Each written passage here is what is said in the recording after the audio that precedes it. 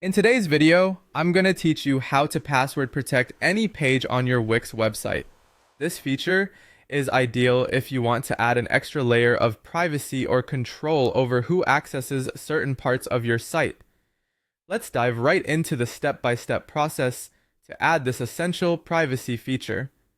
First, head over to wix.com and sign in to your account. Once you've logged in, you'll find yourself on the dashboard. Take a moment to familiarize yourself with the layout.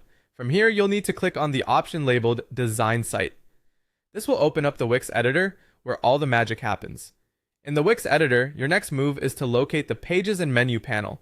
You'll generally find this option on the left sidebar. Clicking on it will give you access to the list of all the pages on your site. Now, it's time to select the page you want to password protect. Scroll through your list of pages, then click directly on the specific page you have in mind. For our example, let's say you want to secure your blog pages. Click on Blog Pages, then proceed to click on Blog. Exploring these menus will ensure you're in the right place to make your desired changes. Once you're viewing your chosen page, look for the three dots, which represent additional options or settings. Click on these dots to expand the menu further. Now you're going to click on Settings. This will bring up various options affecting that particular page. From there, the next stop is Permissions. Permissions is where your page's privacy gets configured, making this one of the most critical steps.